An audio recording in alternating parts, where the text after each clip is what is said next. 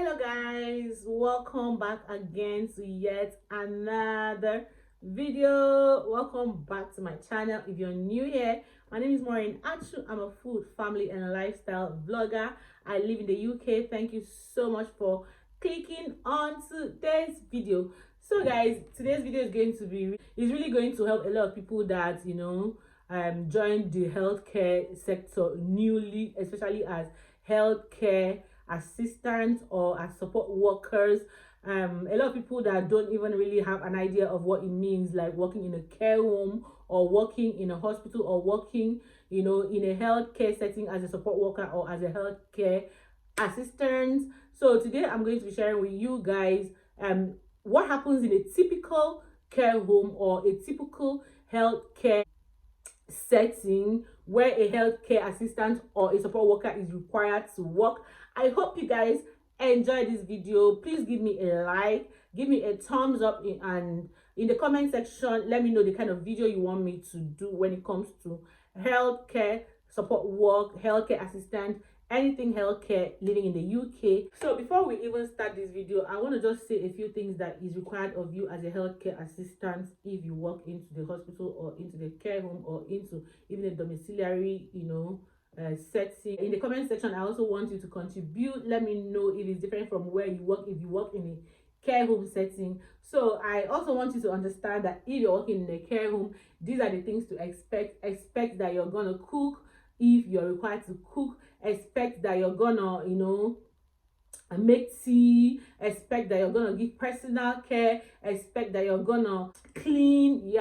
Expect that you're gonna clean. You're not gonna argue when you're called to clean or feel like you're being used. Expect that you're gonna do laundry. Very, very, very important. Then if you're medication competent, expect that you're gonna give medication. Expect that you're gonna take all the observations of each of the residents, or maybe the residents that are assigned to you. So expect these things. Okay, so let's break down these things. When you walk into a care home for the very first time, I think the first thing that the staffs do, the permanent staffs, what they do is that they take you around. They want to show you everywhere. They will take you first of all maybe to the lounge or to the office or to the kitchen or to the dining area, or they will take you to the residence room, or they'll just tell you the number of each of the residence room. They could say their names to you if there's time for that. They could say their names to you, and after introducing you to everywhere, and they'll take you to the laundry. They'll show you the toilet, the staff toilet. They'll show you the residence toilet. It could be something that will just be done in 15 minutes, but they'll want to make sure that you see everywhere and you're familiar to places, and like if you're pressed, you know exactly where to go to, rather than going to use the residence room. So they're gonna do that for you. And then the second thing they will do is to give you the care plan. If you're gonna be on one-to-one with somebody, they'll give you the care plan of that person. If not, they'll just tell you, oh, why don't you go through a few care plan of these people. Now I work in a small care home where I have just 8 residents, so now it's easy to give the care plan of maybe 3 or 4 people, or to just give you, or to just talk about them. Now after you've been introduced, I think the next thing is you're gonna come for the handing over. So now the night shift, the night staffs, they're gonna be handing over to the day staffs, and you're expected to be there to listen, to know what happened all through the night, and to know a few things about the residents. Fine, they don't expect you to know everything about the residents, but they just want you to have an idea of what is going on here. And after the handing over has been done, so the person that is leading the shift that day is now going to share everything that you guys are going to be doing in some cases. Then in some cases they don't even share. They expect everybody to do what they maybe are used to doing. Now for you that is new, it is very common for you to feel left out, or for you to feel like you're not being carried along, and this is why I'm really making this video. I want you to try to fit in when you go into a care home setting. Try to fit in, because one of the things I noticed in this country is that they don't teach you everything. They don't show you everything one day. Sometimes they expect you to even use your common sense to know that, oh, this is what we're going to be, or what I'm supposed to be doing. This is and to also ask questions. They expect you to ask questions. They expect you to look at what they are doing and join or follow suit, or if the shift is being shared and you have someone that you're working with, they expect you to work with the person that you're working with and achieve whatever you people are meant to achieve for the day. Now, let's talk about what happens all through the day. If you're assigned to someone to work with, I just want to talk about when you're working with someone that you're assigned to work with. Oftentimes, when they are giving personal care, when you're supposed to be giving personal care, a lot of people that are very, very, very, very new or are not used to, the care home setting, they just, watch the other person doing all the work, doing all the manual handling, trying to get the residents to brush, trying to get the residents to bathe, trying to get the residents to even put on their clothes, and they just stand at a corner, sorry, and they just so now after the shift lead has shared all the duties, you're expected to join. If you have someone that you're going to be working with, or if you're going to be working alone, some people support people just alone. There are people that you can actually support alone, and there are people that you can't support alone. You have to be two to support the person. So if you're working alone, you're expected that in that morning, to get into the residence room, in some cases you bring them out to come and have breakfast, you bring them downstairs to come have breakfast, or in some cases they have their personal care first before they come downstairs for breakfast, and all those things you're required to do them. If you're working with somebody, then fine, because you're going to be watching what the person is doing, and you're also trying to do the same thing. I've had cases where people come into the care home maybe for the first time or the second time, and they don't even have an idea of what they're doing at all, and they are not even helping out at all. I've had cases where people will just some persons will just stand at a corner and be watching one person that is maybe the permanent staff, watching the person do the personal care, watch the person do the brushing, the putting on of clothes on the residents, do the tidying up of the rooms. So when you go in for personal care, you're expected to probably shave the person or brush the person's teeth, give the person a wash if the person requires a wash, or take the person into the shower for a shower, or probably for a bath. You're expected to do that, and then you're also expected to sort out the clothes, get the person into clean clothes, get the person into a clean pad, get the person out into his chair, or if it's someone that just needs a little support, get the person down to the dining where the person can have breakfast, and then breakfast time, you're expected to go get the food. In the case where you have someone that has already prepared the food, you're expected to go to the kitchen, get the food, and come and serve this person. In a case where you're expected to do it, there are menus there to tell you the quantity of what to make for breakfast, the cereal to make for the person for breakfast. Most of them will have like Weetabix, some of them will have different kinds of cereal, so you're gonna see their names pasted somewhere. If you don't know about this, or if you can't find something like that, then you have to ask. That's why it's very, very important to ask questions. If you get into the care home for the very first time, always ask questions. Don't even act like you know it at all. Always ask questions, because they are ready to answer you, but don't expect anyone to tell you. Most times in this country, people don't tell you what to do. They expect you to ask if you want to do it, and they expect you to already know it. So in a case where you don't know, ask questions. So now there's a menu where if is someone that loves to take coffee, the menu, it will be written down there, and you know that okay, this person you're supporting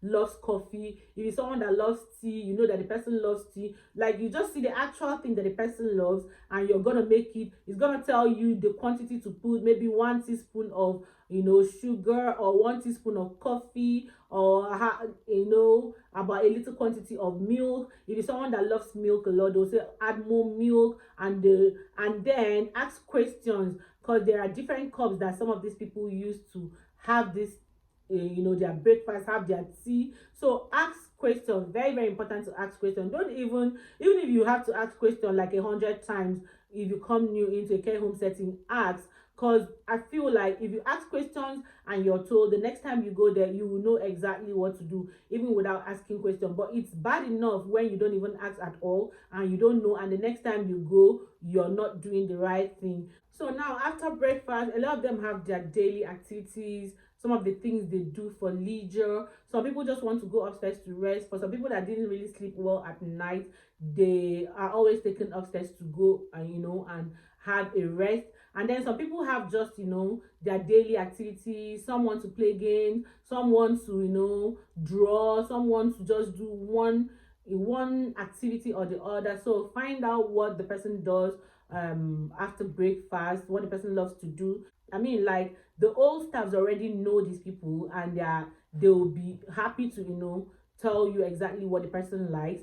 Some people just love to, after breakfast, go back to bed and rest, or just get into their room and watch the TV. Some people love to draw, some people love to do one activity or the other, and then some people just love to go out. So if it's someone that loves to go out, you could just take the person and go support the person outside. Someone that is in a wheelchair, you push the person, take him around the environment just to feel the air, or to feel the breeze, to feel the environment. Some people like to do that. And then I think at midday, at 12 or 1 o'clock or 2 o'clock thereabout, some of them love to some of them will need a pad change. Not love to, some of them will need a pad change. So it's expected of you to go take them into their room, change their pad, and also probably change their clothes, or change them into something more easy because of the weather, because they are all dressed according to the weather. During personal care in the morning,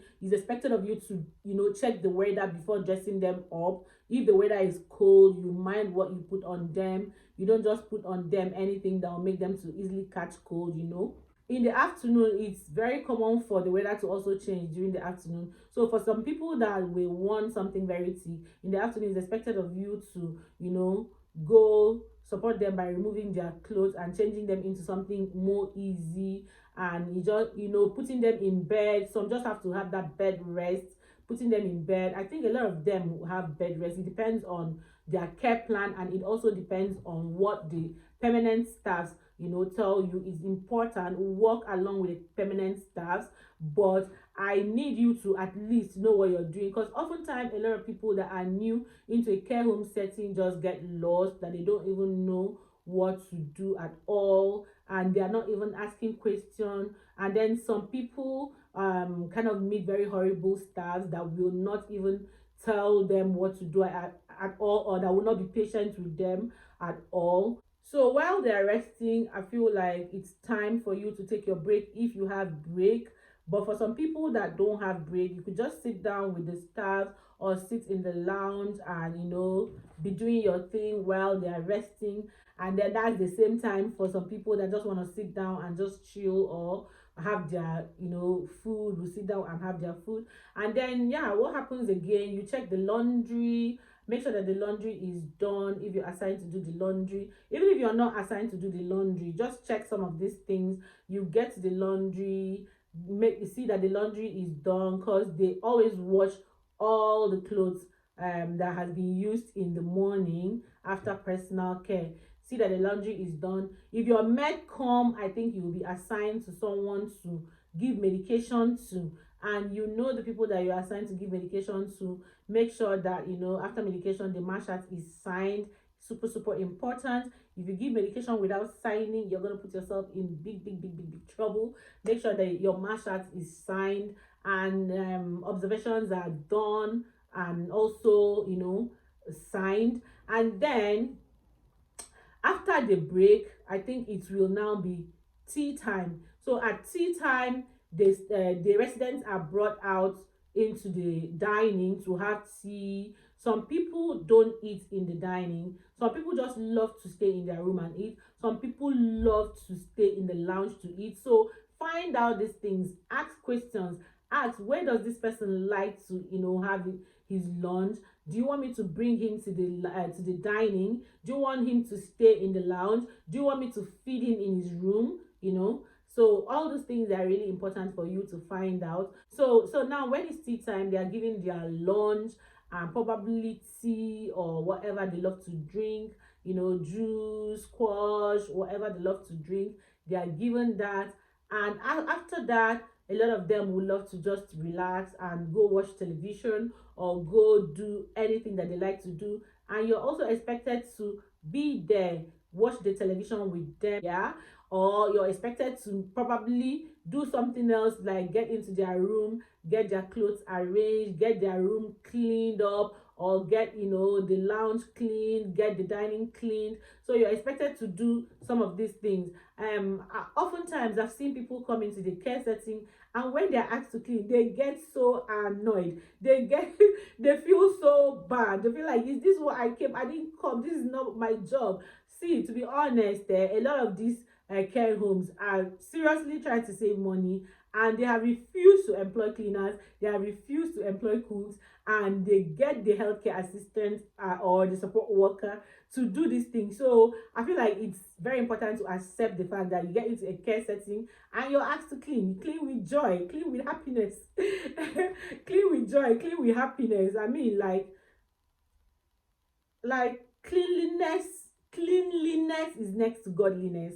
So why do you get so upset when you're asked to clean? And then there's that rift between the staff and the agency worker. The agency worker at the back of his or her mind is thinking that, oh my gosh, like these people are using me. Oh my gosh, how can they ask me to clean? How can they ask me to do all this work? And then you forget that there are so many things that the staff will be doing that the staff will not even think of calling you to come and do, because the staff feels like, oh, you're just new, you don't really know these things. Now I want to talk about some of the official, like the documentations, official work that is aside the care part of it. Now, in the care home, on a typical day shift, you're expected to count money, the residents' money. What we call it is the petty cash. It's very, very important to count every day, count the petty cash in every shift.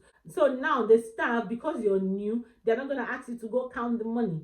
They're not going to ask you to get close to the petty cash, because they feel like you might not really know what to do. So now, while you're doing some of these things, the staff member that you're working with probably might be, you know, trying to do the petty cash, might be doing some of the documentations, trying to say, oh, what happens. And it is also very important for you to know that you're supposed to document everything that has happened all through that morning. So as you're working, you're documenting. So make sure that you ask the staff for the daily documentation diary, because it's very important for each of the residents that you supported. It's very important for you to record all what has gone on, what the person ate in the morning, how the person had personal care. If the person was aggressive, it's good for you to record it, that during personal care he or she was a bit aggressive, was not happy, you know. And it's good to record what they ate and how they acted that morning. Were they okay? Were they happy? You know, it's good to just, you know, as you're working, you're recording. As you're working, you're recording. Now, because we have very long shifts, like 12 hours, if you're on a 12-hour shift, that's a whole day. You're gonna record everything that happened in the morning. You're gonna record everything that happened all through the afternoon till the evening that your shift is ending. 12 hours, I suppose, is 8 to 8. Some are 7 to 7, some are 7 to 7 till 7:30, some are 6:30 till 6:30. So it's important to record everything that has gone on when the person was, you know, having his leisure time. If they went out to eat outside or just to view the environment and feel the air outside, you're going to record all that. Then now you're also expected, if you're medication competent and you're working in a care home setting, you're expected to count the control drugs, get into the control drugs, check it, count it, record it. Is so expected of you, and it's expected of you to make sure that all the medications that was given for that day has been signed in the MASHRAT. Take note of that. It's very important, because if you give these medications without signing, the next person that is coming on the next shift might feel like you omitted it, you didn't give. So it's important that as you give medication, you sign for it. And then we're going to talk about what is happening in the afternoon. So in the afternoon, while they have finished resting, they're going to come for lunch. You're going to serve them lunch probably, or it could be like a tea break. It could be just something light like tea, biscuits, or it could be a heavy food. And then after that, some of them still go to rest, some of them just do one or two things. If they're watching TV, you have to be with them, to support them, to be there with them while they're watching. Or you could just go do something else. I've talked about this. You could just go do the laundry or the cleaning or something. So it's like a repetition. Same thing that went on in the morning is gonna also happen in the afternoon. In some cases, you're still gonna go through the pad change. You're still gonna go through, personal care, which is the pad change. Or for people that use the catheter, you get the urine bag out, or use the bottle to empty the urine. Very, very, very important. You're not going to let these people be with the urine all through. I think you empty the urine every 3 or 4 hours. Just take note of that. Take note that their clothes in the laundry, once it's dried, you're gonna pack them in the laundry. In some care homes, in most care homes, in the laundry, you find out that they have a box, or they have like a wardrobe where they have all the names of the residents, and then you put their clothes according to their names. And after that, it's expected of you to take the clothes into their rooms and put their clothes safely in different places where it's meant to be. It's expected of you to also clean the residents' room, keep their room clean and airy, open their windows for air to come in and for it to be fresh. While you're attending to a resident, it's important to also know what is going on with other residents, because it might be in a case where someone is ill, and if you find out that there's something different, or the person is acting a little bit different from what he or she should, it's important to probably call a senior healthcare assistant or a nurse to come and check out this person. And also, as a healthcare assistant, it's important that you know how to do observations. Learn some of these things, because you might be in a situation where you'll be called to come and observe someone. I feel like before you even start thinking of working in a healthcare setting, check out some of these things: how to check the BP, how to check oxygen saturation, how to read the respiration, how to check the blood pressure. All these things, you can go online and Google them, know them, and just watch videos like this. Just know what happens in a typical care home. In a typical care home setting, it will be very, very wrong to come in and just stand and be watching one person doing all the work. Sometimes a lot of these staff members, they get frustrated when someone that comes newly comes and is just watching them do all the work, because they feel like at the end of the day, you're working for your money and I'm working for the same money, and why am I doing all the job alone? You're supposed to give me a helping hand. And then in a case where you're not manual hand, like you're not trained to use the manual handling, in a case like that, let the person know. It is even more important that the person you're working with knows that you don't know how to use the manual handling, than when you shut up and then the person expects you to assist in manual handling and you're just not doing anything at all. You're just there watching the person. And in some cases, you see some of these staff members, they kind of just act somehow, and then some of them are not even patient at all, and it freaks out the person that comes to work newly for the first time. And you see that the person that came in to work newly for the first time, when they send you again, when your agency sends you again, or when you have to come back to work, you'll be feeling a little bit reluctant, because the last time you were not happy with the way the staff member treated you. So I feel like it's important to let the person you're working with as a team, the person you're doing you're doing this personal care with, not the residents. I mean, the person that you're supposed to be doing this thing with, let the person know that I'm new to this thing, I don't know how to use this thing, or I'm just a few months into this care job thing, I don't know how to manual handle, I've not been trained. And then when it comes to personal care like pad change, try to assist. Don't just stand in one place and act like you're not supposed to touch. Is the person that is a staff that is supposed to clean it. Also take charge. Try to do these things. Try to how you're taking care of a baby, that is how you take care of some of these residents. How you're trying to clean up a baby, it's something that everybody, with your common sense, you should know that, oh, this is how to clean someone up. And you also assist the person. At least if you're going to give personal care to 4 people, if you and the person you're working with, like your team, is going to give personal care to 4 persons, try to at least attend to 2 people when it comes to the part change, and let the other person also attend to 2 people, rather than leaving all the work for the staff member or the person that is already, you know, used to that place. That way anyone you're working with will be happy, and let the person know that you're new, you're not really familiar with these things. That way the person will be very happy to show you. Yes guys, this is what happens in a typical care home in on a day shift.